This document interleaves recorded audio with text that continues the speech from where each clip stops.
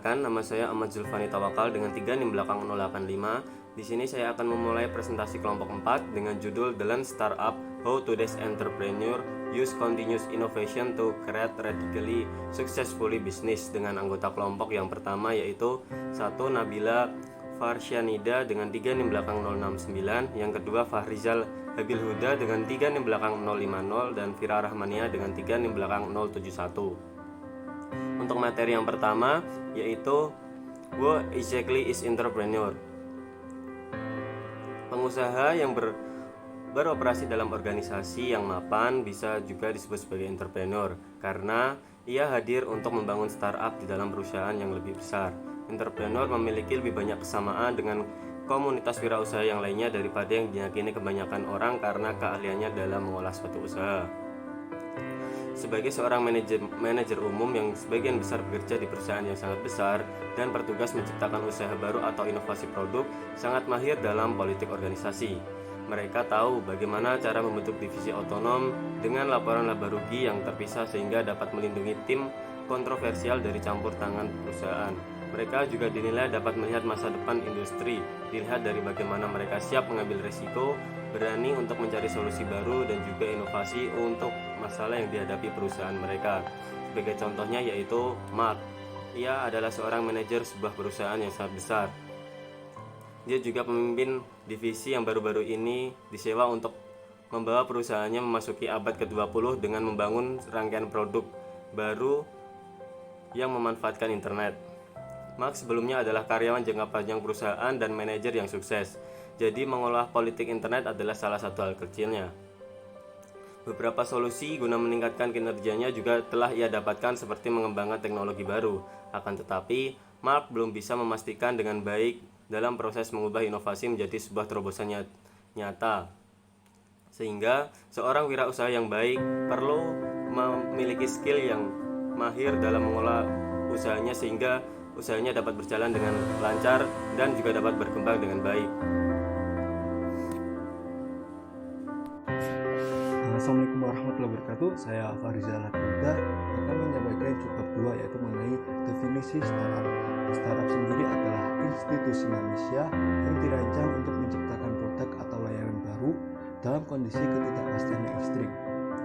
Pelaku startup di sini adalah seseorang yang dapat dikatakan sebagai wirausaha yang mampu menciptakan produk atau bisnis baru di bawah kondisi ketidakpastian yang ekstrim, baik dia bekerja di lembaga pemerintah ataupun non-pemerintah, baik yang berorientasi profit maupun non-profit.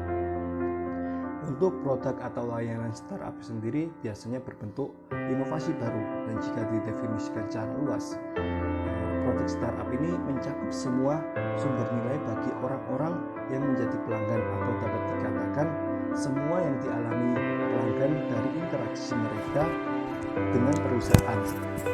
Jika kita mendengar kata startup, mungkin tak bisa jauh dari sebuah inovasi.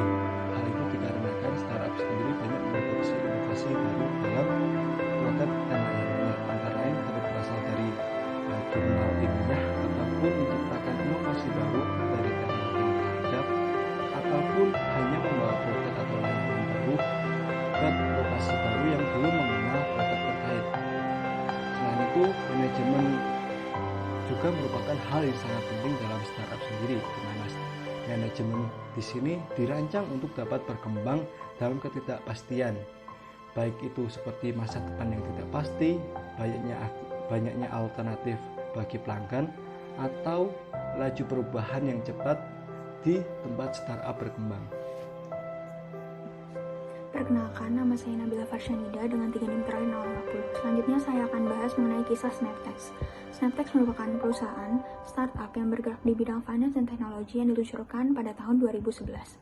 Jadi Snaptex merupakan perusahaan yang menyediakan platform atau aplikasi bagi masyarakat Amerika Serikat dalam mengumpulkan informasi untuk melakukan pelaporan pajak dengan mudah dan praktis. Jadi Snaptex sendiri dapat dikatakan sebagai perusahaan startup karena dia dapat memecahkan masalah atau menjadi solusi bagi masyarakat AS yang merasa kesulitan karena harus membayar mahal akuntan mengenai pelaporan pajaknya.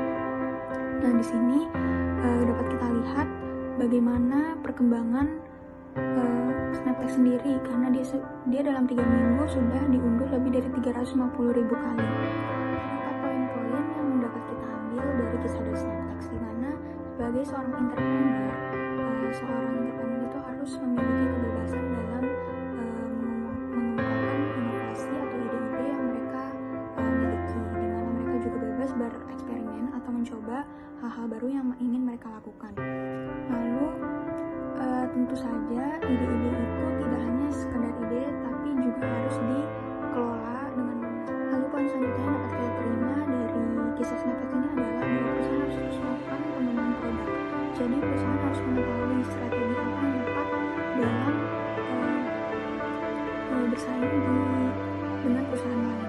Jadi di sini perusahaan dapat melakukan inovasi atau meluncurkan produk baru, atau bahkan hanya melakukan perbaikan secara terus-menerus dengan produk yang ada dan layanan yang ada.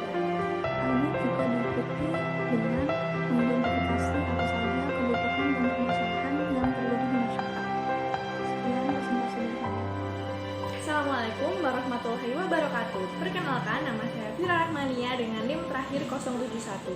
Pada kesempatan kali ini saya akan membacakan ringkasan dari subbab A 7,000 Person Lean Startup. Setelah saya membaca, saya mendapatkan ringkasan kesimpulan sebagai berikut. Pada tahun 1983, perusahaan Intuit didirikan oleh pengusaha legendaris bersama Scott Cook.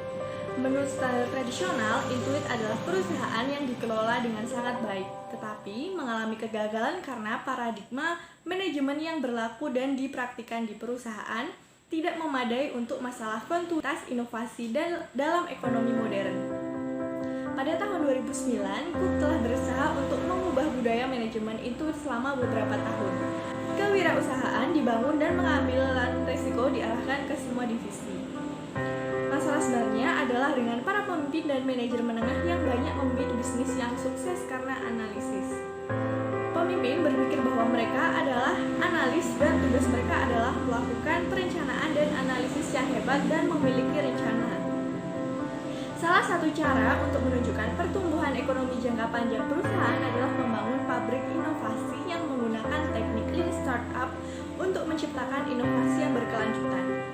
Perusahaan perlu mencari cara untuk mencapai pertumbuhan dalam skala industri dengan kelompok manajer yang ahli dan mendalam budaya manajemen tradisional. Intuit adalah bukti bahwa pemikiran seperti ini bisa berhasil di perusahaan yang sudah mapan. Perusahaan bertanggung jawab atas upaya inovasi baru dengan mengukur dua hal, yaitu jumlah pelanggan yang menggunakan produk dan presentase pendapatan yang berasal dari penawaran. Kepemimpinan membutuhkan penciptaan kondisi yang memungkinkan karyawan untuk melakukan jenis inovasi yang dibutuhkan kewirausahaan. Manajemen senior bertanggung jawab untuk mengembangkan sistem eksperimen untuk pencapaian pertumbuhan perusahaan. Sekian ringkasan yang dapat kami sampaikan dari kelompok